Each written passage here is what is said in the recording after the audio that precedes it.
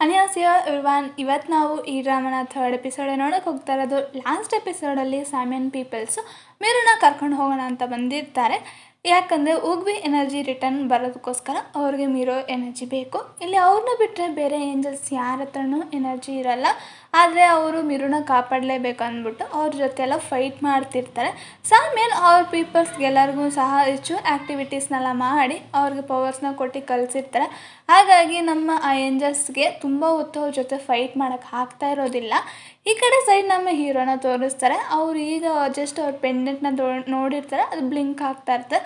ಆ ಟೈಮ್ಗೆ ಕಂಗುನು ಬಂದು ಅವಳ ಪೆಂಡೆಂಟ್ನು ಸಹ ತೋರಿಸ್ತಾರೆ, ಅದನ್ನು ಸಹ ಬ್ಲಿಂಕ್ ಆಗ್ತಾ ಇರ್ತದೆ. ಆ ಸಾಮಿಯನ್ ಪೀಪಲ್ಸು ನಮ್ಮ ಏಂಜಲ್ಸ್ನೆಲ್ಲರೂ ಸಹ ಹೊಡೆದಾಕ್ಬಿಟ್ಟಿರುತ್ತೆ. ಸದ್ಯ ಆ ಟೈಮ್ಗೆ ಮರಕ್ಕೆ ಬಂದ್ಬಿಟ್ಟು ಮರಕ್ಕಿಗೆ ಎನರ್ಜಿ ಇರುತ್ತೆ, ಪವರ್ಸು. ಅವ್ರಿಗೊಂದು ವೆಪನ್ಸ್ನ ಹಿಡ್ಕೊಂಡು ಅವ್ರನ್ನೆಲ್ಲ ಹೊಡೆದಾಕ್ತಾ ಇರ್ತಾರೆ. ಆಗ ಅವ್ರಂತನ ಮೋಸ್ಟ್ಲಿ ಈವಿಲ್ ಸ್ಪಿರಿಟ್ಸ್ ಎಲ್ಲನೂ ಸಹ ಭೂಮಿಗೆ ಈಚೆ ಬಂದಿದೆ ಅಂತ ಅಂದಾಗ ಮಿರು ಅದೆಲ್ಲ ಹೇಗೆ ಸಾಧ್ಯ ಅಂದಾಗ ಇದ್ರ ಬಗ್ಗೆ ನಾವು ಆಮೇಲೆ ಮಾತಾಡೋಣ ಅಂದ್ಬಿಟ್ಟು ಅಲ್ಲಿರುವಂಥ ಸಾಮಿಯನ್ ಪೀಪಲ್ಸ್ನೆಲ್ಲನೂ ಸಹ ಅವನು ಫ್ರೀಸ್ ಮಾಡ್ತಾನೆ. ಆಗ ಜುಡೇಲ್ ಅಂತಾನೆ ಇವರೆಲ್ಲ ತುಂಬ ಪವರ್ಫುಲ್ಲಾಗಿದ್ದಾರೆ, ಇವ್ರ ಜೊತೆ ನಮ್ಮಿಂದ ಫೈಟ್ ಎಲ್ಲ ಮಾಡೋಕ್ಕಾಗ್ತಾ ಇಲ್ಲ ಅಂತ ಅಂತಾನೆ. ಇಲ್ಲಿಂದನೇ ಸಹ ನಮ್ಮ ಹೋಗಿ ಏನು ಇವಿಲ್ ಸ್ಪಿರಿಟ್ ಅವನು ನೋಡ್ತಾನೆ ಇರ್ತಾನೆ. ಸರಿ ಅಂದ್ಬಿಟ್ಟು ಅವನು ಅಲ್ಲಿರುವಂತಹ ಸಾಮಿಯನ್ ಪೀಪಲ್ ಆದಂಥ ಒಬ್ಬರನ್ನ ಅವ್ನು ರಿಲೀಸ್ ಮಾಡ್ತಾನೆ. ಅವನು ಹೋಗ್ಬಿಟ್ಟು ಮರುಕ್ನ ಅಟ್ಯಾಕ್ ಮಾಡ್ತಾನೆ. ಮರುಕ್ ವೆಪನ್ಸ್ ಏನಿದೆ ಅದು ಕೆಳಗಡೆ ಬಿದ್ದೋಗ್ಬಿಡುತ್ತೆ. ಅದನ್ನು ನೋಡ್ತಾನೆ ಸಾಮಿಯನ್. ಅವನು ಸಹ ಅವ್ನ ಪೀಪಲ್ಸ್ ಎಲ್ಲನೂ ಸಹ ರಿಲೀಸ್ ಮಾಡ್ತಾನೆ. ಹೆಂಗೋ ಸದ್ಯ ಮರುಕ್ ಅವ್ನ ವೆಪನ್ಸ್ನ ತಗೊಂಡು ಮತ್ತೆ ಅವನ್ನೆಲ್ಲನೂ ಸಹ ವ್ಯಾನಿಷ್ ಮಾಡಿಸ್ಬಿಡ್ತಾನೆ. ಅಲ್ಲಿ ಒಬ್ಬ ಉಳ್ಕೊಬಿಟ್ಟಿರ್ತಾನೆ. ಅವನ ತಲೆ ಮೇಲೆ ಅವ್ನ ಕೈ ಇಟ್ಟು ನೋಡ್ತಾನೆ. ಆವಾಗಲೇ ಗೊತ್ತಾಗೋದು ಇವರೆಲ್ಲರೂ ಸಹ ಸಾಮಿಯನ್ನೇ ಕಳಿಸ್ಕೊಟ್ಟಿರೋದು. ಆದ್ರೂ ಅವ್ನು ನೋಡದೇ ಇರುವಂಗೆ ಅವ್ನು ಯಾರಿಗೂ ಏನೂ ಇರಲ್ಲ. ಜುಡೇಲ್ ಬಂದ್ಬಿಟ್ಟು ಕೇಳ್ತಾನೆ, ಇವಿಲ್ ಸ್ಪಿರಿಟ್ ಎಲ್ಲ ಹೊರಗಡೆ ಬಂದ್ಬಿಟ್ಟೈತಾ ಅಂತ ಕೇಳಿದಾಗ ಅವನು ಏನೂ ತೋರಿಸ್ಕೊಳ್ಳಲ್ಲ. ಇದ್ರ ಬಗ್ಗೆ ಎಲ್ಲ ಇಲ್ಲಿ ಮಾತಾಡೋದು ಬೇಡ, ಇವಾಗ ಮನೆಗೆ ನಡೀರಿ ಅಂತ ಅಂತಾನೆ. ಅಲ್ಲೇ ಓನ್ ಸೇಮು ನಿಂತ್ಕೊಂಡು ಆ ಕಡೆನೇ ನೋಡ್ತಾ ಇರ್ತಾನೆ. ಅದಕ್ಕೆ ಮರುಕ್ ಕೇಳ್ತಾನೆ, ಯಾಕೆ ಅಲ್ಲಿ ನಿಂತ್ಕೊಂಡು ನೋಡ್ತಿದ್ಯಾ ಅಂದಾಗ, ನನಗೆ ಇವ್ರ ಜೊತೆ ಫೈಟ್ ಮಾಡಿದಾಗ ಇವ್ರ ಎನರ್ಜೀಸ್ನ ನಾನು ಮೊದಲೇ ಫೀಲ್ ಮಾಡಿರುವಂಗೆ ನಂಗೆ ಅನ್ನಿಸ್ತೈತೆ ಅಂತ ಅಂತಾನೆ. ನೀವು ಅವ್ನ ತಲೆ ಮೇಲೆ ಕೈ ಇಟ್ಟು ನೋಡಿದ್ರಲ್ಲ, ನಿಮ್ಗೇನಾದ್ರೂ ಗೊತ್ತಾಯ್ತಾ ಅಂತ ಅವ್ನು ಅದ್ರ ಬಗ್ಗೆ ಎಲ್ಲ ಏನೂ ಮಾತಾಡಲ್ಲ. ಈ ವಿಷಯದ ಬಗ್ಗೆ ನಾವೇನು ಈಗ ಮಾತಾಡೋದು ಬೇಡ, ಇವಾಗ ಮನೆಗೆ ನಡೀರಿ ಅಂದ್ಬಿಟ್ಟು ಮನೆಗೆ ಕಳಿಸ್ತಾನೆ. ಇಲ್ಲಿ ನಡೀತಾ ಇರೋದ್ನೆಲ್ಲಾನು ಹೋಗ್ವಿ ಅಲ್ಲಿಂದನೇ ನೋಡ್ತಾ ಇರ್ತಾನೆ. ಈಗ ಹೀರೋನ ತೋರಿಸ್ತಾರೆ. ಅವ್ರೆಲ್ಲರಿಗೂ ಕಾಲ್ ಮಾಡ್ತಿರ್ತಾರೆ, ಯಾರೂ ಕಾಲ್ ಪಿಕ್ ಮಾಡಲ್ಲ. ಬೋಂಗುನು ಅವ್ರ ಜೊತೆನೇ ಇರೋದ್ರಿಂದ ಬೋಂಗಿಗೆ ಒಂದು ಮೆಸೇಜ್ ಬರುತ್ತೆ, ಮೆಡಿಕಲ್ ಸೆಂಟ್ರಿಗೆ ಬಾ ಅಂತ. ಸರಿ ಅಂದ್ಬಿಟ್ಟು ಅವರಿಬ್ಬರು ಹೋಗಿ ನೋಡಿದಾಗ ಅವ್ರಿಗೆಲ್ಲರಿಗೂ ಸಹ ಏಟಾಗಿರುತ್ತೆ. ಆಗ ಬೋಂಗಿನೇ ಅವ್ರಿಗೆಲ್ಲ ಟ್ರೀಟ್ಮೆಂಟ್ ಕೊಡ್ತಾರೆ. ಆಗ ಕಂಗ್ಜಿಗೆ ಕಾಲಿಗೆ ಏಟಾಗಿರುತ್ತೆ ಅಂದ್ಬಿಟ್ಟು ಔಷಧಿ ಹಚ್ತಿದ್ದಾಗ ಕಂಗ್ಜಿ ಕೇಳ್ತಾರೆ, ಇದೇನೋ ಒಂಥರ ಸ್ಮೆಲ್ ಬರ್ತೈತಲ್ಲ ಅಂತ ಕೇಳಿದಾಗ ಅವನು ಡೋನಿ ಮುಖನ ನೋಡ್ತಾನೆ. ಅವನಂತಾನೆ, ಇದು ಆ ಒಂದು ವಿಷ ಮತ್ತು ಆಯುರ್ವೇದ ಗಿಡಗಳಿಂದ ಮಾಡಿದಂತಹ ಔಷಧಿ ಅಂತ ಅಂದ್ಬಿಟ್ಟು ಹಚ್ತಾನೆ. ಅದಾದಮೇಲೆ ಅವಳು ಮಾಲ್ಸುಕ್ನ ನೋಡೋಕೆ ಹೋಯ್ತಾಳೆ. ಮಾಲ್ಸುಕ್ಗೆ ತುಂಬಾ ಕಾಲಲ್ಲಿ ಏಟಾಗಿರುತ್ತೆ ಅನಿಸುತ್ತೆ. ಅದಾದಮೇಲೆ ಮಿರುನ ನೋಡ್ತಾಳೆ. ಮಿರುಗೆ ಕೈಗೆ ಏಟಾಗಿರುತ್ತೆ. ಹಾಗಾಗಿ ಅವಳು ಮಿರುನ ಚೆಕ್ ಮಾಡ್ತಾ ಇರ್ತಾಳೆ. ಅವಳು ಮತ್ತೆ ಡೋನಿನ ನೋಡ್ತಾಳೆ. ಅವನಂತಾನೆ, ನಿನಗೇನು ಕೈಗೇನು ಏಟಾಗಿಲ್ಲ, ನಿನಗೇನು ಪ್ರಾಬ್ಲಮ್ ಇಲ್ಲ ಅಂತಾನೆ. ಬೋಂಗಿಗೆ ಮಾತಾಡೋಕ್ಕಾಗಲ್ಲ.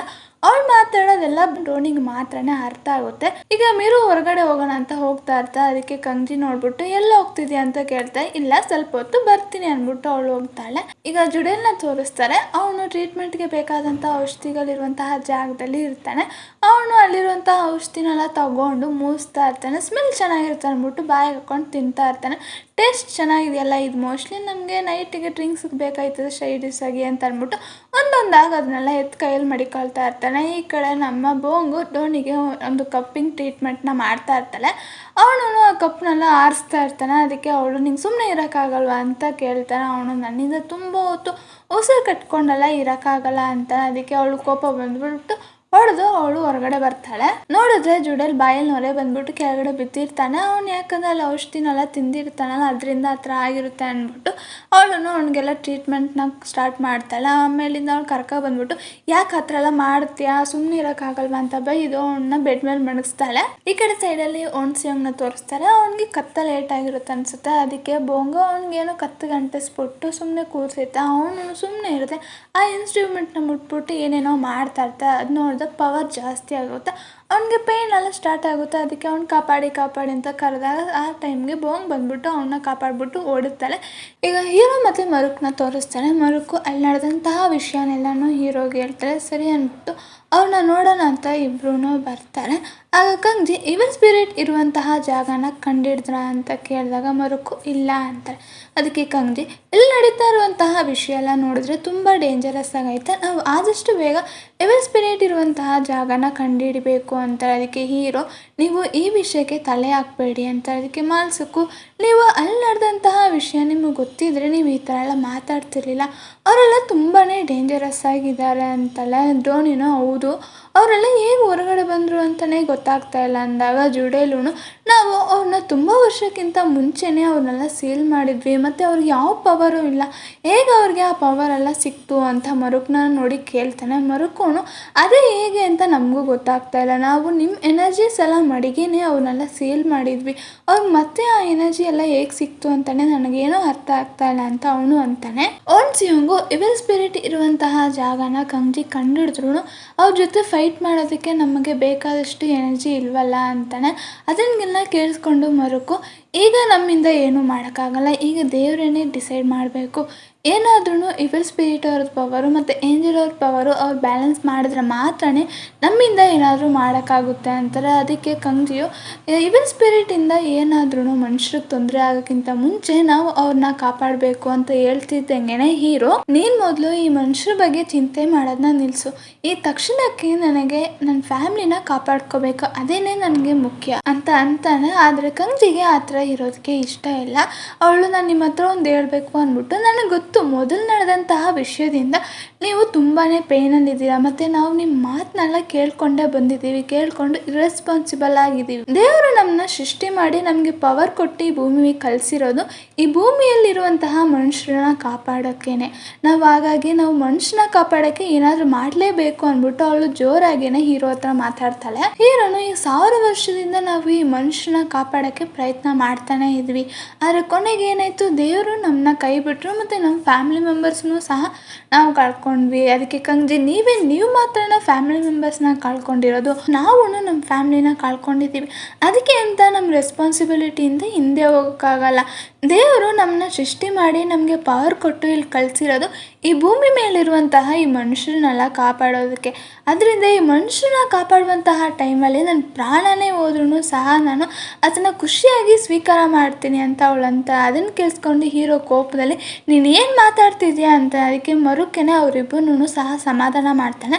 ಅದಕ್ಕೆ ಹೀರೋ ಇನ್ನು ಮುಂದೆ ನನ್ನ ಫ್ಯಾಮಿಲಿ ಮೆಂಬರ್ಸ್ ಯಾರನ್ನೂ ಸಹ ನಾನು ಕಳ್ಕೊಳ್ಳೋಕ್ಕೆ ಇಷ್ಟಪಡಲ್ಲ ಅಂತಾರೆ. ಅದಕ್ಕೆ ಕಂಗ್ಜಿ ಸರಿ ಹಾಗಾದರೆ ನಾವು ಮನುಷ್ಯನ ಕಾಪಾಡ್ತೀವಿ, ನೀವು ನಮ್ಮನ್ನು ಕಾಪಾಡಿ, ನಮ್ಮ ರೆಸ್ಪಾನ್ಸಿಬಿಲಿಟಿಯಿಂದ ನಾವು ಹಿಂದೆ ಹೋಗಲ್ಲ ಅಂತ ಹೇಳ್ತಾರೆ. ಅದನ್ನು ಕೇಳಿಸ್ಕೊಂಡು ನಮ್ಮ ಹೀರೋನು ಹೊರಗಡೆ ಮರುಕು ಓನ್ಸಿಯೋಂಗ್ ಹತ್ರ ಏನೋ ಮಾತಾಡಬೇಕು ಅಂದ್ಬಿಟ್ಟು ರೆಸ್ಟೋರೆಂಟಿಗೆ ಕರ್ಕೊಂಡು ಬರ್ತಾನೆ. ಅವನು ಏನು ಮಾತಾಡಬೇಕು ಅಂತ ಕೇಳಿದಾಗ ನೀನು ಇವಿಲ್ ಸ್ಪಿರಿಟ್ ಜೊತೆ ಫೈಟ್ ಮಾಡುವಾಗ ನೀನು ಏನೋ ಒಂದು ಡಿಫ್ರೆಂಟ್ ಆದಂತಹ ವೈಬ್ನ ಫೀಲ್ ಮಾಡಿದೆ ಅಂತಲ್ಲ, ಅದು ನಿಜಾನಾ ಅಂತ ಕೇಳ್ತಾನೆ. ಅವನು ಹೌದು ಅಂದ್ಬಿಟ್ಟು ಈ ಕಂಗ್ಜಿ ಯಾಕೆ ಯಾವಾಗ್ಲೂ ಹೀರೋಗೆ ಟೆನ್ಷನ್ ಕೊಡುವಂಗೆ ಮಾತಾಡ್ತಾಳೆ, ಅವಳು ಗೊತ್ತಿಲ್ವಾ ಹೀರೋಗೆ ಮನುಷ್ಯರು ಕಂಡ್ರೆ ಇಷ್ಟನೇ ಇಲ್ಲ ಅಂತಾನೆ. ಅದಕ್ಕೆ ಮರುಕು ನಿನಗೆ ಗೊತ್ತಿಲ್ವಾ ಕಂಗ್ಜಿ ಯಾವಾಗ್ಲೂ ನಮ್ಮೆಲ್ಲರಿಗಿಂತನೂ ಮನುಷ್ಯರ ಮೇಲೆ ತುಂಬಾ ಪ್ರೀತಿನ ಇಟ್ಕೊಂಡಿರ್ತಾಳೆ, ಹಾಗಾಗಿ ಅವಳು ಏನೇ ಸಮಸ್ಯೆ ಆದ್ರೂ ಮನುಷ್ಯನ ಕಾಪಾಡಬೇಕು ಅಂತಾನೆ ಯಾವಾಗಲೂ ಅಂತಾನೆ ಇರ್ತಾಳೆ.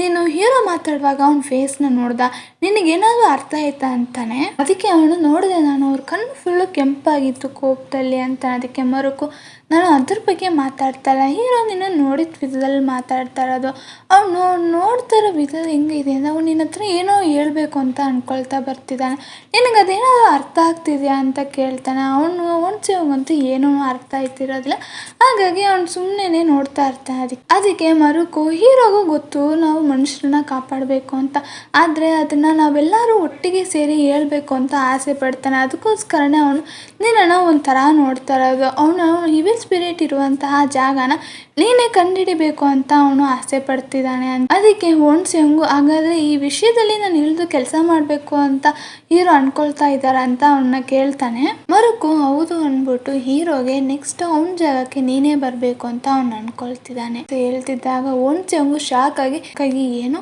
ನೆಕ್ಸ್ಟ್ ಶಿಫ್ಟ್ ನಾನೇನ ಅನ್ನೋವಾಗ ಅವ್ನು ಕೇಳ್ತಾನೆ. ಅದಕ್ಕೆ ಮರುಕು ನಮ್ಮ ಹೀರೋ ನೋಡೋಕ್ಕೆ ಏನೇ ರೂಢಾಗಿ ಕಾಣಿದ್ರೂ ಅವ್ನು ಆ್ಯಕ್ಚುಲಿ ಒಂದು ಶೈ ಟೈಪ್. ಅವ್ನಿಗೆ ಏನೇ ಬೇಕಂದ್ರೂ ಅವ್ನು ಬಾಯಿ ಬಿಟ್ಟು ಯಾರನ್ನೂ ಕೇಳಲ್ಲ. ಈ ಥರನೇ ಅವ್ನು ನೋಡ್ತಾನೆ. ನೋಡೋ ವಿಧ ನೋಡಿನೇ ನಾವು ಅರ್ಥ ಮಾಡ್ಕೋಬೇಕು ಅವ್ನಿಗೆ ಏನು ಬೇಕು ಅಂತ. ನನ್ನ ಪ್ರಕಾರ ನೆಕ್ಸ್ಟ್ ಶೀಫ್ ಆಗೋದಕ್ಕೆ ನಿನಗೆ ಟೈಮ್ ಬತ್ತು ಅನಿಸುತ್ತೆ ಅಂದ್ಬಿಟ್ಟು ಅವನ್ನ ಅಟ್ಟಕ್ಕೇರಿಸ್ತಾ ಇರ್ತಾನೆ. ಇದನ್ನೆಲ್ಲ ಯಾಕೆ ಮರುಕ್ ಮಾಡ್ತಾನೆ ಅಂದರೆ ಇವಿಲ್ ಸ್ಪಿರಿಟ್ ಇರುವಂತಹ ಜಾಗನ ಕಂಡುಹಿಡಿದು ಮನುಷ್ಯರನ್ನ ಕಾಪಾಡುವಂತಹ ಇಂಟೆನ್ಷನಿಂದನೇ. ಹಾಗಾಗಿನೇ ಅವನು ಅವನ್ನ ಕರಿತಾ ಇರ್ತಾನೆ. ಈಗ ಹೀರೋ ಒಂದು ಸೀಕ್ರೆಟ್ ರೂಮ್ನ ಓಪನ್ ಮಾಡುವಂಗೆ ತೋರಿಸ್ತಾರೆ. ಅದರೊಳಗಡೆ ಒಂದು ಬೇಸ್ಮೆಂಟು ತುಂಬ ಲಾಂಗ್ ಆಗಿ ಸ್ಟೆಪ್ಸ್ ಎಲ್ಲ ಇರುತ್ತೆ. ಹೀರೋ ಅದರೊಳಗಡೆ ಹೋಗ್ತಾರೆ. ಅಲ್ಲೊಂದು ದೊಡ್ಡದಾದಂತಹ ರೂಮ್ ಇರುತ್ತೆ. ಅಲ್ಲಿ 12 ಏಂಜಲ್ಸ್ ಅನಿಮಲ್ಸು ಸಹ ಹಾಕಿರುವಂಗೆಲ್ಲ ಇರುತ್ತೆ. ಅದ್ರ ಮುಂದೆ ನಿಂತ್ಕೊಂಡು ಹೀರೋ ಮೊದಲು ನಡೆದಂತಹ ವಿಷಯನ ಯೋಚನೆ ಮಾಡಿ ನೋಡ್ತಾ ಇರ್ತಾರೆ. 1000 ವರ್ಷದ ಹಿಂದೆ ಇವಿಲ್ ಸ್ಪಿರಿಟ್ ಜೊತೆ ಜಗಳ ಆಡುವಾಗ 4 ಏಂಜಲ್ಸು ಅವ್ರ ಪ್ರಾಣನ ಬಿಟ್ಟಿರ್ತಾರೆ. ಹಾಡು, ಮೊಲ, ಕೋಳಿ, ಹಸು ಈ 4 ಏಂಜಲ್ಸು ಸಹ ಅವ್ರ ಪ್ರಾಣನ ಬಿಟ್ಟಿರ್ತಾರೆ. ಆಗ ಮಿಕ್ಕಿರುವಂತಹ ಏಂಜಲ್ಸ್ ಎಲ್ಲರೂ ಅವ್ರ ಪವರ್ಸ್ನೆಲ್ಲ ಕೊಟ್ಟು ಹಲ್ಮೌತ್ ಅನ್ನುವಂತಹ ಜಾಗದಲ್ಲಿ ಆ ಇವಿಲ್ ಸ್ಪಿರಿಟ್ನ ಸೀಲ್ ಮಾಡ್ತಾರೆ. ಮತ್ತು ಈ 4 ಏಂಜಲ್ಸ್ನು ಈ ಜಾಗದಲ್ಲೇ ಅವರು ಊಟ ಹಾಕ್ತಾರೆ. ಹೀರೋ ಅಲ್ಲಿ ನಿಂತ್ಕೊಂಡು ಅದ್ರ ಬಗ್ಗೆ ಎಲ್ಲ ಯೋಚನೆ ಮಾಡ್ತಾನೆ. ಆಗ ಮರುಕ್ ಬಂದ್ಬಿಟ್ಟು ಇದೆಲ್ಲ ಸಾಮೀನೊಂದೇ ಕೆಲಸ ಅಂತಾನೆ. ಹೀರೋನು ಏನು ಸಾಮೀನೊಂದು ಕೆಲಸನ ಅಂದ್ಬಿಟ್ಟು ಶಾಕ್ ಆಗಿ ಕೇಳ್ತಾರೆ. ಅದಕ್ಕೆ ಮರುಕ್ ಅಂತಾನೆ ಸಾಮೀನ್ ಜೀವಂತವಾಗಿ ಇದ್ದಾನೆ. ಅವನೇ ಹೇಟೆ ಎನರ್ಜಿನ ಇವಿಲ್ ಸ್ಪಿರಿಟ್ ಎನರ್ಜಿ ಆಗಿ ಬದಲಾಯಿಸಿದ್ದಾನೆ. ಹೀರೋ ಅವನು ಸಹ ಇವಾಗ ನಾರ್ಮಲ್ ಮನುಷ್ಯನೇ ತಾನೆ, ಅವನ ಹತ್ರನೂ ಯಾವ ಪವರು ಇಲ್ವಲ್ಲ ಅಂದಾಗ ಮರುಕು ಅದೇ ನನಗೂ ಅರ್ಥ ಆಗ್ತಾಯಿಲ್ಲ. ಇನ್ಮೇಲೆ ನಾವು ಅದ್ರ ಬಗ್ಗೆ ಇನ್ವೆಸ್ಟಿಗೇಷನ್ ಮಾಡಬೇಕು ಅಂತ. ಅದಕ್ಕೆ ಹೀರೋ ನೀನು ಏನೇ ಆದರೂ ಪರವಾಗಿಲ್ಲ, ನನ್ನ ಮಕ್ಕಳನ್ನ ಇದ್ರೊಳಗಡೆ ಎಳಿಬೇಡ ಅಂತ ಹೇಳ್ಬಿಟ್ಟು ಏಂಜಲ್ಸ್ ಬಗ್ಗೆನೇ ಅವನು ಮಾತಾಡ್ತಾನೆ. ಮರುಕು ದೇವರು ನಮ್ಮನ್ನ ಇಲ್ಲಿಗೆ ಕಳಿಸ್ಕೊಟ್ಟಿರೋದು ಈ ಮನುಷ್ಯನೆಲ್ಲ ಕಾಪಾಡೋದಕ್ಕೋಸ್ಕರನೇ ತಾನೆ ಅಂತಾಗ ನನಗೂ ಗೊತ್ತು, ಆದರೆ ಈಗ ನನ್ನ ಫ್ಯಾಮಿಲಿನೇ ನನಗೆ ಮುಖ್ಯ. ನಾವು ಈಗ ನಾರ್ಮಲ್ ಮನುಷ್ಯರೇ, ನಮ್ಮ ಹತ್ರನೂ ಏನು ಪವರ್ಸು ಇಲ್ಲ ಆ ಇವಿಲ್ ಸ್ಪಿರಿಟ್ ಜೊತೆ ಜಗಳ ಆಡೋಕ್ಕೋಸ್ಕರ. ಈ ಮನುಷ್ಯರನ್ನ ನಾವು ಇವಿಲ್ ಸ್ಪಿರಿಟಿಂದ ಕಾಪಾಡೋದಕ್ಕೋಸ್ಕರ ತುಂಬಾ ಸ್ಯಾಕ್ರಿಫೈಸ್ ಎಲ್ಲ ಮಾಡಿದ್ದೀವಿ, ಆದರೂ ಅದೇನೂ ಉಪಯೋಗ ಆಗಿಲ್ಲ ಅಲ್ವಾ. ಅದರಿಂದ ನೀನು ಇನ್ನು ಮುಂದೆ ಇದ್ರ ವಿಷಯವಾಗಿ ಏನು ಮಾತಾಡಬೇಡ ಅಂದ್ಬಿಟ್ಟು ಹೀರೋನು ಅಲ್ಲಿಂದ ಹೋಗ್ತಾರೆ. ಮರುಕು ಹೀರೋ ಜೊತೆ ಮಾತಾಡ್ಬಿಟ್ಟು ಹೊರಗಡೆ ಬರ್ತಾನೆ. ಮೀರುನು ಅವಳ ಲಗೇಜ್ ಎಲ್ಲ ಎತ್ಕೊಂಡು ಇಲ್ಲೇ ಇರೋಣ ಅಂತ ಬರ್ತಾಳೆ. ಅದನ್ನ ನೋಡ್ಬಿಟ್ಟು ಮರುಕಿಗೆ ತುಂಬಾ ಖುಷಿ ಆಗ್ಬಿಟ್ಟು ನೀನು ಇಲ್ಲಿ ಬರೋದಕ್ಕೆ ತುಂಬಾ ವರ್ಷ ತಗೊಂಡಿದ್ಯಾ, ಆದರೂ ಪರವಾಗಿಲ್ಲ, ತುಂಬ ಖುಷಿ ಆಯಿತು, ಈಗಾದರೂ ನೀನು ಬಂದಲ್ಲ ಅಂದ್ಬಿಟ್ಟು ಅವನು ಅಲ್ಲಿಂದ ಹೋಗ್ತಾನೆ. ಈಗ ನೆಕ್ಸ್ಟ್ ಟೈಮ್ ಮಾರ್ನಿಂಗ್ನ ತೋರಿಸ್ತಾಳೆ. ಕಂಜಿನು ಯಾವಾಗಲೂ ಥರನೇ ಜಾಕಿಂಗ್ ಬರ್ತಾಳೆ. ಅವಳು ನಡೆದಂತಹ ವಿಷಯನೆಲ್ಲ ಯೋಚನೆ ಮಾಡಿ ನೋಡ್ತಾ ಇರ್ತಾಳೆ. ಅವಳ ಪ್ರಕಾರ ದೇವರು ನಮ್ಮನ್ನ ಇಲ್ಲಿ ಕಳಿಸ್ಕೊಟ್ಟಿರೋದು ಈ ಮನುಷ್ಯರನ್ನೆಲ್ಲ ಕಾಪಾಡೋದಕ್ಕೆ. ಏನೇ ಆದ್ರೂ ನಾವು ಈ ಮನುಷ್ಯನ ಕಾಪಾಡಬೇಕು ಅಂತ. ಹೀರೋಗೆ ಆಗಲೇ 4 ಏಂಜಲ್ಸ್ನ ಕಳ್ಕೊಂಡಿರೋದ್ರಿಂದನೇ ಅವ್ರು ಇನ್ನೂ ಹೊರಗಡೆ ಬಂದಿಲ್ಲ. ಹಾಗಾಗಿ ನೀವು ಯಾರೂ ಏನು ಮಾಡಬೇಡಿ ಅಂತ ಹೇಳೋದ್ನೆಲ್ಲನೂ ಅವಳು ಯೋಚನೆ ಮಾಡಿ ನೋಡ್ತಾ ಇರ್ತಾಳೆ. ಈಗ ಹೀರೋನ ತೋರಿಸ್ತಾರೆ. ಹೀರೋ ಯಾವಾಗಲೂ ಒಂದು ಅಜ್ಜಿ ರೆಸ್ಟೋರೆಂಟಿಗೆ ಬರ್ತಾರಲ್ಲ, ಅಜ್ಜಿನ ತೋರಿಸ್ತಾರೆ. ಪಕ್ಕದಲ್ಲೇ ಪಾರ್ಕ್ ತಾತನೂ ಇರ್ತಾರೆ. ಹೀರೋನ ಬಂದ್ಬಿಟ್ಟು ಒಂದು ಬ್ಯಾಗ್ ಫುಲ್ಲು ದುಡ್ಡನ್ನ ಕೊಟ್ಬಿಟ್ಟು ಫ್ಲೈಟ್ ಟಿಕೆಟ್ನ ಕೊಡ್ತಾರೆ. ಅಜ್ಜಿನೂ ಇದೇನು ಅಂತಾಗ ನಾನು ನಿಮ್ಮ ಅಂಗಡಿನ ತಗೊಳ್ತೀನಿ, ಇಲ್ಲಿ ಸ್ವಲ್ಪ ಸಮಸ್ಯೆ ಎಲ್ಲ ಇದೆ, ಹಾಗಾಗಿ ನೀವು ಹೊರಗಡೆ ಹೋಗಿ ಸ್ವಲ್ಪ ದಿವಸ ಇದ್ದು ಬನ್ನಿ ಅಂತೇಳಿ ಕೊಡ್ತಾರೆ. ಹಾಗೆಯೇ ಓನ್ ಸೇವ್ನ ತೋರಿಸ್ತಾನೆ. ಅವನು ಮರುಕ್ ಬ್ರೈನ್ ವಾಶ್ ಎಲ್ಲ ಮಾಡಿರ್ತಾನಲ್ಲ, ಅದನ್ನೆಲ್ಲ ನಂಬ್ಕೊಂಡು ಇವಿಲ್ ಸ್ಪಿರಿಟ್ ಇರುವಂತಹ ಜಾಗನ ಕಂಡುಹಿಡಿಯೋದಕ್ಕೋಸ್ಕರ ಜುಡೇಲ್ ಹತ್ರ ಏನೋ ಒಂದು ಡಿವೈಸ್ನ ಇಸ್ಕೊಂಡು ಬಂದಿರ್ತಾನೆ. ಜುಡೇಲೂ ಇದರಲ್ಲಿ ನೀನು ರೈಟ್ ಸಿಂಬಲ್ನ ಹಮ್ಕಿದ್ರೆ ಅಲ್ಲಿರುವಂತಹ ಜಾಗದ ಮ್ಯಾಪ್ ನಿಂಗೆ ಎಲ್ಲ ಬರುತ್ತೆ. ಅದಾದಮೇಲೆ ಅಲ್ಲಿ ಏನಾದ್ರು ಅಬ್ನಾರ್ಮಲ್ ಆಗಿದ್ದರೆ ಇಲ್ಲಿ ಆರೆಂಜ್ ಲೈಟ್ ಬರುತ್ತೆ ಅಂತಾನೆ. ಮರುಕ್ ಯಾಕೆ ಈ ಡಿವೈಸ್ನ ಕೊಡು ಅಂತ ಹೇಳಿರ್ತಾನೆ ಅಂತ ಅವ್ನು ಕೇಳ್ತಾನೆ. ಇವನು ಇವಿಲ್ ಸ್ಪಿರಿಟ್ ಇರುವಂತಹ ಜಾಗನ ಕಂಡುಹಿಡಿಯಕ್ಕೆ ಹೋಗ್ತಾ ಇದ್ದೀನಿ ಅಂತ ಯಾರಿಗೂ ಗೊತ್ತಿರಲ್ಲ. ಹಾಗಾಗಿ ಮರುಕ್ ಅವರು ಏನೋ ಒಂದು ಡ್ರಗ್ ಡೀಲಿಂಗ್ ಕೇಸ್ನ ಹ್ಯಾಂಡಲ್ ಮಾಡ್ತಿದ್ದಾರೆ, ಅದಕ್ಕೆ ಹೆಲ್ಪ್ ಬೇಕು ಅಂದರು. ಹಾಗಾಗಿನೇ ನಾನು ಅವ್ರಿಗೆ ಹೆಲ್ಪ್ ಮಾಡ್ತಿದ್ದೀನಿ ಅಂತ ಅಂದ್ಬಿಟ್ಟು ಆ ಡಿವೈಸ್ನ ಈಸ್ಕೊಂಡು ಇವಿಲ್ ಸ್ಪಿರಿಟ್ ಇರುವಂತಹ ಜಾಗಕ್ಕೆ ಬರ್ತಾನೆ. ಅವನಿಗಂತೂ ಏನೂ ಅದನ್ನು ಯಾವ ಥರ ಹ್ಯಾಂಡಲ್ ಮಾಡಬೇಕು, ಯೂಸ್ ಮಾಡಬೇಕು ಅಂತಲೇ ಅವ್ನಿಗೆ ಗೊತ್ತಾಗ್ತಿರಲ್ಲ. ಅವನಲ್ಲಿ ಎಕ್ಸ್ಪ್ಲೈನ್ ಮಾಡುವಾಗ ನಾರ್ಮಲ್ ವಿಷಯ ಅಂತ ಅಂದ್ಕೊಂಡು ಬರ್ತಾನೆ. ಆದರೆ ಇಲ್ಲಿ ಬಂದ್ಬಿಟ್ಟು ನೋಡಿದ್ರೆ ಅವ್ನಿಗೆ ಯಾವ ಥರ ಯೂಸ್ ಮಾಡಬೇಕು ಅನ್ನೋ ಗೊತ್ತಾಗ್ತಾನೆ. ಏನೇನೋ ಅಮುಕಿ ನೋಡ್ತಾ ಇರ್ತಾನೆ. ಈಗ ಬೋಗ್ನ ತೋರಿಸ್ತಾರೆ. ಅವಳು ಬಿಲ್ಲು ಬಾಣನ ಬಿಟ್ಕೊಂಡು ಪ್ರಾಕ್ಟೀಸ್ ಮಾಡ್ತಾ ಇರ್ತಾಳೆ ಡೋನಿ ಜೊತೆಗೆ. ಆ್ಯಪಲ್ಲು ವಾಟರ್ ಮೆಲನ್ ಎಲ್ಲ ಮಡಿಕೊಂಡು ಸ್ಟಾರ್ಟ್ ಮಾಡ್ತಾಳೆ. ಫಸ್ಟು ವಾಟರ್ ಮೆಲನ್ನ ಮಡುಗು ಅಂತಾಳೆ. ಅದನ್ನು ಸಹ ಅವಳು ಕರೆಕ್ಟಾಗಿ ಬಿಲ್ಲು ಬಾಣ ಬಿಡ್ತಾಳೆ. ಅದಾದ್ಮೇಲೆ ಆ್ಯಪಲ್ನ ಮಡುಗು ಅಂತಾಳೆ. ಅವನಿಗೆ ತುಂಬ ಭಯ ಆಗುತ್ತೆ. ಗೊತ್ತಾ, ಆದ್ರೂ ಭಯದಲ್ಲೇ ಮಡಗ್ತಾನೆ. ಅವಳು ಅದನ್ನು ಸಹ ಕರೆಕ್ಟಾಗಿ ಹೊಡಿತಾಳೆ. ಈಗ ಒಂದು ರಿಸರ್ಚ್ ಸೆಂಟರ್ನ ತೋರಿಸ್ತಾರೆ. ಲಾಸ್ಟ್ ಎಪಿಸೋಡಲ್ಲಿ ಸಿಯೋಲಲ್ಲಿ ಭೂಮಿ ತೋಡುವಾಗ ತುಂಬ ವಸ್ತುಗಳೆಲ್ಲ ಸಿಕ್ಕಿರುತ್ತೆ. ಅದು ಯಾವ ಕಾಲದು ಅಂತ ಕಂಡುಹಿಡಿಯೋದಕ್ಕೋಸ್ಕರ ಅದನ್ನ ಇಲ್ಲಿ ತಗೊಂಡು ಬಂದಿರ್ತಾರೆ. ಆದರೆ ಇಲ್ಲಿ ಒಂದು ಸ್ಟೋನ್ ಮಾತ್ರ ಕಾಣೆಯಾಗಿರುತ್ತೆ ಅನಿಸುತ್ತೆ. ಅದಕ್ಕೋಸ್ಕರ ಅವರು ಪೊಲೀಸಿಗೆ ಕಂಪ್ಲೇಂಟ್ ಕೊಟ್ಟಿರ್ತಾರೆ. ಅದೇನು ಅಂತ ವಿಚಾರಿಸ್ಕೊಂಡು ಹೋಗೋಣ ಅಂತ ಮರುಗ್ ಬಂದಿರ್ತಾರೆ. ಆಗ ಅಲ್ಲಿರೋ ಒಬ್ಬ ವ್ಯಕ್ತಿ ಹೇಳ್ತಾನೆ, ನಾವು ಸಿಯೋಲಲ್ಲಿ ಭೂಮಿನ ತೋಡುವಾಗ ತುಂಬ ವಸ್ತು ಎಲ್ಲ ಸಿಕ್ತು. ಆದರೆ ಆ ವಸ್ತುವಲ್ಲಿ ಎಲ್ಲ ವಸ್ತುಗಳು ಸಹ ಇದೆ, ಆದರೆ ಒಂದು ಸ್ಟೋನ್ ಮಾತ್ರ ಮಿಸ್ ಆಗಿದೆ ಅಂದ್ಬಿಟ್ಟು ಆ ಸ್ಟೋನ್ನ ತೋರಿಸ್ತಾರೆ. ಮರುಕುಗೆ ಅದು ಯಾವ ಸ್ಟೋನ್ ಅಂತ ಏನೂ ಗೊತ್ತಿರಲ್ಲ. ಹಾಗಾಗಿ ಸುಮ್ಮನೆ ನೋಡ್ಬಿಟ್ಟು ಅವನು ಅಲ್ಲಿಂದ ಹೊರಗಡೆ ಬರ್ತಾನೆ. ಆಗ ಹುಣ್ಸಿಂಗಿಂದ ಅವನಿಗೆ ಕಾಲ್ ಬರುತ್ತೆ, ನಾನು ಈ ಜುಡೇಲ್ ಹತ್ರದಿಂದ ಈ ಡಿವೈಸ್ನ ಬಂದೆ, ಆದರೆ ಇದರಿಂದ ಏನು ಯೂಸ್ ಆಗ್ತಾ ಇಲ್ಲ ಅಂತ ಅವನು ಅಂತಾನೆ. ಮರುಕೋನು, ನೀನು ಆ ಡಿವೈಸ್ನ ಮಾಡಿಕೊಂಡು ಆ ಲೊಕೇಶನ್ ಪೂರ್ತಿನೂ ಸರ್ಚ್ ಮಾಡು. ನನ್ನ ಅನಿಸಿಕೆ ಪ್ರಕಾರ ಇವಿಲ್ ಸ್ಪಿರಿಟು ಅಲ್ಲಿಂದನೇ ಹೊರಗಡೆ ಬಂದಿರಬೇಕು ಅನಿಸುತ್ತೆ ಅಂತಾನೆ. ಅವನು ನಾವು ಈ ಕೆಲಸ ಮಾಡೋಕ್ಕಿಂತ ಮುಂಚೆ ಹೀರೋಗೆ ಹೇಳ್ಬಿಟ್ಟು ಮಾಡಿದ್ರೆ ಸರಿ ಅಲ್ವಾ, ಅವ್ರು ಗೊತ್ತಾದರೆ ಅವ್ರು ಕೋಪ ಮಾಡ್ಕೋತಾರೆ ಅಂತಾರೆ. ಅವನು, ನೀನು ಅದ್ರ ಬಗ್ಗೆ ಎಲ್ಲ ಚಿಂತೆ ಮಾಡಬೇಡ, ಅದರಿಂದ ಏನೇ ಪ್ರಾಬ್ಲಮ್ ಆದರೂ ನಾನು ನೋಡ್ಕೋತೀನಿ ಅಂತ ಅಂದ್ಬಿಟ್ಟು, ನೀನು ಮರ್ತೋದ ನಾನು ಹೇಳಿತ್ತು ಹೀರೋ ಆದಮೇಲೆ ನೀನೇನೇ ನೆಕ್ಸ್ಟ್ ಚೀಫ್ ಅಂತ ಹೇಳ್ಬಿಟ್ಟು ಮತ್ತೆ ಅವನು ಅಟ್ಯಾಕ್ ಇರೋಕ್ಕೆ ಸ್ಟಾರ್ಟ್ ಮಾಡ್ತಾನೆ. ಅವನು, ನಾನು ಏನೇ ಆದರೂ ಈ ಮನುಷ್ಯನ ಕಾಪಾಡ್ತೀನಿ, ಕಾಪಾಡುವಂಥ ಟೈಮಲ್ಲಿ ನನ್ನ ಪ್ರಾಣ ಹೋದ್ರೂ ನಾನು ಖುಷಿಯಾಗಿ ಕೊಡ್ತೀನಿ ಅಂದ್ಬಿಟ್ಟು ಮಾತಾಡೋಕ್ಕೆ ಸ್ಟಾರ್ಟ್ ಮಾಡ್ತಾನೆ. ಅವನು, ನಾನು ಸುಮ್ಮನೆ ಇವನು ಬಿಟ್ಟು ಮಾತಾಡ್ತಾನೆ ಇರ್ತಾನೆ ಅಂದ್ಬಿಟ್ಟು ನನ್ನ ಕೆಲಸ ಐತೆ ಅಂದ್ಬಿಟ್ಟು ಎಲ್ಲ ತೋರಿಸ್ಕೊಂಡು ಅವನ್ನ ಕಾಲ್ನ ಕಟ್ ಮಾಡ್ತಾನೆ. ಇವನು ಮತ್ತೆ ಈ ಡಿವೈಸ್ನ ಮಡಿಕೊಂಡು ಲೊಕೇಶನ್ನ ಸರ್ಚ್ ಮಾಡೋಕ್ಕೆ ಸ್ಟಾರ್ಟ್ ಮಾಡ್ತಾನೆ. ಈಗ ಹೀರೋನ ತೋರಿಸ್ತಾರೆ. ಕಂಗ್ಸೂನ್ ಅಜ್ಜಿ ಮತ್ತು ಪಾರ್ಕ್ ತಾತ ಹೀರೋನ ನೋಡೋಣ ಅಂತ ಬಂದಿರ್ತಾರೆ. 3 ಜನನ ಕುತ್ಕೊಂಡು ಮಾತಾಡ್ತಾ ಇರ್ತಾರೆ. ಪಾರ್ಕ್ ತಾತನೇ ಹೀರೋಗೆ ಸರ್ವ್ ಮಾಡ್ತಾ ಇರ್ತಾರೆ ಡ್ರಿಂಕ್ಸ್ನ. ಅವರಿಬ್ರು ಸಹ ಫ್ಲೈಟ್ ಟಿಕೆಟ್ ಮತ್ತು ದುಡ್ಡನ್ನ ರಿಟರ್ನ್ ತಂದಿರ್ತಾರೆ. ಅದು ನೋಡ್ಬಿಟ್ಟು ಹೀರೋ, ಇದನ್ನ ಯಾಕೆ ನೀವು ತಗೊಂಡಿಲ್ಲ ಅಂತಾರೆ. ಅವರು, ನಮಗಿದು ಬೇಡ ಅಂತ. ಅದಕ್ಕೆ ಹೀರೋ, ನೀವು ಇಲ್ಲಿರೋದು ತುಂಬಾ ಡೇಂಜರ್, ಹಾಗಾಗಿ ತಗೊಂಡು ಹೋಗಿ ಅಂತಾರೆ. ಅಜ್ಜಿನೂ, ನೀವು ನಮ್ಮ ಮೇಲಿರುವಂತಹ ಕನಸಿನಿಂದನೇ ಈ ಥರ ಎಲ್ಲ ನೀವು ಹೇಳ್ತಾ ಇರೋದು ಅಂತ. ಆದರೆ ನಮ್ಮಮ್ಮ ಈ ಅಂಗಡಿಗೋಸ್ಕರ ಎಷ್ಟು ಕಷ್ಟಪಟ್ಟಿದ್ದಾರೆ ಅಂತ ನಿಮಗೆ ಗೊತ್ತಲ್ವಾ, ಹಾಗಾಗಿ ನಾನು ಈ ಅಂಗಡಿನ ಬಿಟ್ಟು ಹೋಗೋಕ್ಕಾಗಲ್ಲ ಅಂತ ಅಂದ್ಬಿಟ್ಟು ಆಗ ಒಂದು ಫ್ಲ್ಯಾಶ್ ಬ್ಯಾಕ್ನ ತೋರಿಸ್ತಾರೆ. ಒನ್ಸಿಯೋಂಗ್, ಮಾಲ್ಸೂಕ್ ಮತ್ತು ಕಂಗ್ಜಿ ಬಂದು ಹೀರೋಗೋಸ್ಕರ ಒಂದು ಮಾರ್ಕೆಟಲ್ಲಿ ವೆಯ್ಟ್ ಮಾಡ್ತಾ ಇರ್ತಾರೆ. ಹೀರೋ ಬಂದ್ಬಿಟ್ಟು ಏನು ವಿಷಯ ಅಂದಾಗ, ಯೋಂಗ್ ಪಾಲ್ ಅನ್ನೋನು ಇವ್ರ ಹತ್ರ ಸಾಲ ಇಸ್ಕೊಂಡಿರ್ತಾನೆ ಈ ಮಾರ್ಕೆಟಲ್ಲಿ ಜಾಗ ತಗೊಳ್ಳೋಕ್ಕೋಸ್ಕರ. ಸಂಗಲ್ ಅನ್ನುವಂತಹ ಗ್ಯಾಂಗ್ ಲೀಡರ್ ಹತ್ರನೂ ಸಹ ಅವನು ಸಾಲ ತಗೊಂಡು ಈ ಊರು ಬಿಟ್ಟು ಹೋಗ್ಬಿಟ್ಟಿದ್ದಾನೆ. ಅವನು ಇವಾಗ ಇಲ್ಲಿ ಬಂದ್ಬಿಟ್ಟು ಈ ಜಾಗ ಎಲ್ಲ ನಂದೇ ಅಂತ ಅಂದ್ಬಿಟ್ಟು ಇಲ್ಲಿ ಅಂಗಡಿ ಎಲ್ಲ ಹಾಕಿರ್ತಾರಲ್ಲ ಅವನ್ನೆಲ್ಲನೂ ಅವನು ಓಡಿಸ್ತಾ ಇದ್ದಾನೆ ಅಂತಾನೆ. ಅದಕ್ಕೆ ಹೀರೋ, ಯೋಂಗ್ ಪಾಲು ನಮ್ಮ ಹತ್ರನೂ ಸಾಲ ತಗೊಂಡಿದ್ದಾನಲ್ವಾ, ಹಾಗಾದ್ರೆ ಈ ಜಾಗ ಎಲ್ಲ ನಮ್ದೇನೆ ಅಂತ ಅವನಂತ. ಸಂಗಲು, ಈ ಜಾಗ ನಂದೇನೆ ಅಂದ್ಬಿಟ್ಟು ಈ ಅಂಗಡಿ ಜನನೆಲ್ಲಾನು ಸಹ ಅವನು ಓಡಿಸ್ತಾ ಇದ್ದಾನೆ, ನಾವೇನೇ ಹೋಗಿ ಇದನ್ನ ಕೇಳಬೇಕು ಅಂದ್ಬಿಟ್ಟು ಕಂಗ್ಜಿನೂ ಅಂತಾಳೆ. ಈಗ ಮಾರ್ಕೆಟ್ನ ತೋರಿಸ್ತಾರೆ. ಈ ಸಂಗಲ್ ಮತ್ತು ಅವ್ರ ಆಳುಗಳು ಅಲ್ಲಿರುವಂತಹ ಅಂಗಡಿಯಲ್ಲಿರುವಂತಹ ವಸ್ತುನೆಲ್ಲನೂ ಸಹ ಹೊಡೆದಾಕ್ತಾ ಇರ್ತಾರೆ. ಅದರಲ್ಲಿ ನಾವು ಕಂಗ್ಸು ಅಜ್ಜಿಯವರ ಅಮ್ಮನ ಅಂಗಡಿನೂ ಸಹ ಒಂದು. ಅವನವರ ಸಂಗಲ್ ಬಂದ್ಬಿಟ್ಟು ಕಂಗ್ಸೂನ್ ಅಜ್ಜಿಯವರ ಅಮ್ಮ ಹತ್ರ ಬಂದ್ಬಿಟ್ಟು, ನೀನು ಅಂಗಡಿಯಿಂದ ಹೊರಗಡೆ ಹೋಗುವಂತ. ಅವರು ತುಂಬ ಧೈರ್ಯವಂತರು, ಹಾಗಾಗಿ ನಾನು ಹೋಗಲ್ಲ ಅಂತಾರೆ. ಆಗ ಅವನು ಕೋಪ ಬಂದ್ಬಿಟ್ಟು, ನಿನ್ನನ್ನು ಈ ಥರ ಎಲ್ಲ ಮಾಡಿದ್ರೆ ನೀನು ಹೊರಗಡೆ ಹೋಗಲ್ಲ, ಹಾಗಾಗಿ ಅವ್ರ ಆಳುಗಳಿಗೆ ಅವ್ರ ಮಗಳನ್ನ ಹಿಡ್ಕೊಳ್ಳಿ ಅಂತ ಅಂತಾನೆ. ಆ ಟೈಮಲ್ಲೇ ನಮ್ಮ ಹೀರೋ ಮತ್ತು ಮಿಕ್ಕಿದ ಏಂಜಲ್ಸ್ ಎಲ್ಲ ಬರ್ತಾರೆ. ಅವನು ಹೀರೋ ಅಂತಾರೆ, ಯೋಂಗ್ ಪಾಲು ನಿಮ್ಗಿಂತ ಮುಂಚೆ ನಮ್ಮ ಹತ್ರನೂ ಸಾಲ ಇಸ್ಕೊಂಡಿದ್ದಾನೆ, ಅವ್ನು ಹೋಗಕ್ಕಿಂತ ಮುಂಚೆ ನಮಗೆ ಈ ಲ್ಯಾಂಡ್ನ ನಮ್ಗೇನೆ ಕೊಟ್ಬಿಟ್ಟು ಹೋಗಿದ್ದಾನೆ, ಈ ಲ್ಯಾಂಡ್ ನಮ್ಗೇನೆ ಸೇರೋದು ಅಂತಾರೆ. ಆಮೇಲೆ ಮಿಕ್ಕಿರೋ ಏಂಜಲ್ಸ್ ಎಲ್ಲ ಈ ಜಾಗ ನಮ್ದು, ಹಾಗಾಗಿ ಈ ವಸ್ತು ಎಲ್ಲೆಲ್ಲಿ ಏನೇನಿದೆ ಅಲ್ಲೆಲ್ಲ ಇರಬೇಕು, ಯಾವುದೂ ಅಳ್ಗಾಡ್ಬಾರ್ದು ಅಂತಾರೆ.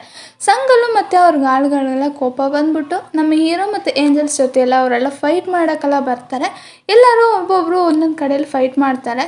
ಈ ಸಂಗಲು ಮತ್ತು ಹೀರೋನು ಫೈಟ್ ಮಾಡೋಕೆ ಹೋಗ್ತಾರೆ. ಅದಕ್ಕೆ ಹೀರೋ ಅಂತಾರೆ, ಹೋದ ಜನ್ಮದಲ್ಲೂ ನೀನು ರೌಡಿಯಾಗಿ ಹುಟ್ಟಿ ನನ್ನ ಜೊತೆ ಫೈಟ್ ಮಾಡಿದಲ್ವ, ಈ ಜನ್ಮದಲ್ಲೂ ಸಹ ನೀನು ನನ್ನ ಜೊತೆ ಫೈಟ್ ಮಾಡೋಕ್ಕೆ ಬಂದಿದೆಯಲ್ಲ ಅಂತ ಅಂತಾರೆ. ಅವನಿಗೇನೂ ಸಹ ಅರ್ಥ ಆಗಲ್ಲ. ಹಾಗಾಗಿ ಅವನು, ನಂದೇ ತಪ್ಪು, ನಾನು ಇನ್ನೊಂದ್ಸತಿ ಈ ಥರ ಎಲ್ಲ ಮಾಡಲ್ಲ, ನನ್ನನ್ನು ಬಿಟ್ಬಿಡಿ ಅಂತ ಅಂದ್ಬಿಟ್ಟು ಅವರು ಅಲ್ಲಿಂದ ಹೊಂಟೋಗ್ತಾರೆ. ನಮ್ಮ ಸಂಗಲ್ ಅಜ್ಜಿ ಏನಿದ್ದಾರೆ, ಅವರು ಚಿಕ್ಕ ಹುಡುಗಿ ಇದ್ದಾಗ ಈ ವಿಷಯನೆಲ್ಲನೂ ಸಹ ಅವ್ರು ನೋಡ್ತಾ ಇರ್ತಾರೆ. ಅವ್ರಿಗಾಗ್ಲೇ ನಮ್ಮ ಹೀರೋ ಏನೋ ಒಂದು ಸೂಪರ್ ಮ್ಯಾನ್ ಅನ್ನೋದು ಅವ್ರಿಗೆ ಅನ್ನಿಸ್ತದೆ. ಈಗ ಪ್ರೆಸೆಂಟ್ಲಿ ತೋರಿಸ್ತಾರೆ. ಅಜ್ಜಿ ಪಾಸ್ಟಲ್ಲಿ ನಡೆದಿದ್ದನ್ನೆಲ್ಲನೂ ಸಹ ಹೇಳ್ತಾರೆ. ನನಗೆ ಗೊತ್ತು, ಲಾಸ್ಟ್ ಟೈಮ್ ನಮಗೆ ಪ್ರಾಬ್ಲಮ್ ಬಂದಾಗ ನೀವು ನಮ್ಮನ್ನ ಹೇಗೆ ಕಾಪಾಡಿದ್ರು, ಈ ಸತಿನೂ ಏನಾದರೂ ಇವಿಲ್ ಸ್ಪಿರಿಟು ಭೂಮಿಗೆ ಬಂದರೆ ಅದೇ ಥರ ನೀವು ನಮ್ಮನ್ನು ಕಾಪಾಡ್ತೀರಿ ಅನ್ನೋ ನಂಬಿಕೆ ಇದೆ ಅಂದ್ಬಿಟ್ಟು ಅಜ್ಜಿ ಅಂತಾರೆ. ಹೀರೋನು ಕಂಗ್ಸುನ್ ಅಜ್ಜಿ ಮತ್ತು ಪಾರ್ಕ್ ಹತ್ರನ ನೋಡ್ಬಿಟ್ಟು ನೀವಿಬ್ಬರು ಒಟ್ಟಿಗೆ ಒಂದೇ ಮನೆಯಲ್ಲೇ ಇದ್ದೀರಾ ಅಂತ ಕೇಳ್ತಾರೆ. ಅಜ್ಜಿನು ಏನು ಮಾತಾಡ್ತಿದ್ದೀರಾ, ಹಂಗಲ್ಲ ಏನೂ ಇಲ್ಲ ಅಂತ. ಅದಕ್ಕೆ ಪಾರ್ಕ್ ತಾತ ನನಗೆ ಕಂಗ್ಸು ಥರ ಯಾರಾದರೂ ಸ್ವೀಟಾಗಿ ಕ್ಯೂಟಾಗಿ ಚೆನ್ನಾಗಿರುವಂಥವ್ರು ಅಂದರೆ ನಂಗೆ ತುಂಬಾ ಇಷ್ಟ ಅಂತ. ಅದಕ್ಕೆ ಹೀರೋ ಕಂಗ್ಸು ಸ್ಕೂಲ್ ಓದುವಾಗ ಆ ಊರಲ್ಲೇ ತುಂಬ ಸುಂದರವಾಗಿರುವಂತಹ ಹುಡುಗಿ ಅವಳೇ, ಹಾಗಾದರೆ ನೀವಿಬ್ಬರು ಒಂದು ಒಳ್ಳೆ ಪೇರಾಗಿ ಒಟ್ಟಿಗೆನೇ ಇರ್ಬೋದಲ್ವಾ ಅಂತ ಹೀರೋ ಅಂತ. ಅದನ್ನು ಕೇಳಿಸ್ಕೊಂಡು ಅಜ್ಜಿ ಏನಂತಿದ್ದೀರಾ ಇವಾಗ ಅದ್ರ ಬಗ್ಗೆ ಬಿಟ್ಟಾಕಿ ಅಂತ ಅಂದ್ಬಿಟ್ಟು ಹೀರೋಗೆ ಅವರು ಊಟ ತಿನ್ಸಕ್ಕೆ ಹೋಗ್ತಾರೆ. ಆವಾಗ ಪಾಕ್ ತಾತೀನಿ ನನಗೆ ತಿನ್ಸಲ್ವಾ ಅಂತ ಅಂದ್ಬಿಟ್ಟು 3 ಜನ ಖುಷಿಯಾಗಿ ಮಾತಾಡ್ಕೊಂಡು ಎಂಜಾಯ್ ಮಾಡ್ತಾ ಇರ್ತಾರೆ. ಈಗ ಕಾರಲ್ಲಿ ಕಂಗ್ಜಿ ಮಾಲ್ಸೋಕ್ಕೂ ಚುಡೇಲು ಮೀರುನ ಕರ್ಕೊಂಡು ಹೋಗ್ತಾ ಇರ್ತಾರೆ. ಮೀರುನು ಎಲ್ಲಿ ಹೋಗ್ತಿದ್ದೀವಿ ಅಂದಾಗ ಕಂಗ್ಜಿ ನಿನಗೆ ಇಷ್ಟ ಇರುವಂತಹ ಜಾಗಕ್ಕೆ ಅಂತ ಅಂದ್ಬಿಟ್ಟು ಸ್ಕೂಲ್ಗೆ ಕರ್ಕೊಬಂದಿರ್ತಾರೆ. ಅವರು ಫುಡ್ಡೆಲ್ಲ ತೊಗೊಂಡು ಬಂದಿರ್ತಾರೆ ಈ ಮಕ್ಳಿಗೆಲ್ಲ ಕೊಡೋದಕ್ಕೋಸ್ಕರ. ಇವರೆಲ್ಲ ಒಟ್ಟಿಗೆ ಇರುವಾಗ ಮೀರು ಇವ್ರ ಜೊತೆ ಬಂದು ಈ ಥರ ಮಾಡ್ತಿದ್ಲು ಅನಿಸುತ್ತೆ. ಆವಾಗ ಕಂಗ್ಜಿ ಅಂತಲೇ ಎಷ್ಟು ವರ್ಷಗಳ ನಂತರ ನಾವು ಈ ಥರ ಎಲ್ಲ ಮಾಡ್ತಾ ಇದ್ದೀವಲ್ಲ, ಇದೆಲ್ಲ ನೋಡಿದ್ರೆ ನಂಗೆ ಅಲ್ಲೇ ನೆನಪಾಗ್ತಿದೆ ಅಂತ ಅಂತಾರೆ. ಆಗ ಮೀರುನು ಏನೋ ಒಂದು ಯೋಚನೆ ಮಾಡ್ತಾಳೆ, ಅವಳಿಗೇನೋ ಒಂದು ತೋರಿಸ್ತದೆ. ಅಲ್ಲಿ ಎಲ್ಲ ಏಂಜಲ್ಸು ಸಹ ಏಟಾಗಿ ಬಿದ್ದಿರ್ತಾರೆ ಮತ್ತು ಹೀರೋ ಬೆಂಕಿಯಲ್ಲಿ ಉರಿತಾ ಇರ್ತಾರೆ. ಅದನ್ನ ನೋಡ್ಬಿಟ್ಟು ಮೀರುನು ಬೇಜಾರಲ್ಲಿ ಶಾಕಲ್ಲಿ ನಿಂತಿರ್ತಾ. ಆಗ ಕಂಗ್ಜಿ ಏನಾಯ್ತು ಅಂದಾಗ ಅವಳು ಏನನ್ನು ತೋರಿಸ್ಕೊಳ್ಳಲ್ಲ. ಈಗ ಹೋಗ್ಬಿನ ತೋರಿಸ್ತಾಳೆ. ಅವನೊಂದು ಸ್ಟೋನ್ನ ಕೈಲಿ ಇಟ್ಕೊಂಡು ನೋಡ್ತಾ ಇರ್ತಾನೆ. ಅದು ಬೇರೆ ಯಾವುದೂ ಅಲ್ಲ, ಆ ರಿಸರ್ಚ್ ಸೆಂಟರಿಂದ ಕಾಣೆಯಾಗಿದೆ ಅಂತ ಸ್ಟೋನು. ಸಾಮಿಯನ್ ಆಗಲೇ ಅಂದಿರ್ತಾನೆ 3 ಸ್ಟೋನ್ಸ್ ಏನಿದೆ ಅದನ್ನು ನಾವು ಜಾಯಿನ್ ಮಾಡಿದ್ರೆ ಹೋಗ್ಬಿದ್ದು ಎನರ್ಜಿ ಮತ್ತೆ ಸಿಗುತ್ತೆ ಅಂತ. ಆ ಸ್ಟೋನ್ನೇ ಅವನು ಕೈಯಲ್ಲಿ ಇಟ್ಕೊಂಡು ಇದನ್ನು ನೋಡ್ತಾ ಇರ್ತಾನೆ. ಈ ಎಪಿಸೋಡ್ನ ಇಲ್ಲಿ ಮುಗಿಸ್ತಾರೆ. ಆ್ಯಂಡ್ ದೆನ್ ನಾನು 4th ಎಪಿಸೋಡ್ನ ಆದಷ್ಟು ಬೇಗ ಅಪ್ಲೋಡ್ ಮಾಡ್ತೀನಿ. ನಾನು ನೆಕ್ಸ್ಟು ಬಾರ್ನ್ ಹ್ಯಾಪಿ ಟು ಮೆಜೆಸ್ಟಿ ವಿಡಿಯೋನ ಮಾಡೋಕ್ಕೆ ಸ್ಟಾರ್ಟ್ ಮಾಡ್ತಾಯಿದ್ದೀನಿ. ಅದಾದಮೇಲೆ 4th ಎಪಿಸೋಡ್ನ ಅಪ್ಲೋಡ್ ಮಾಡ್ತೀನಿ. ಸೊ ಸ್ಟೇ ಟ್ಯೂನ್, ಬಾಯ್.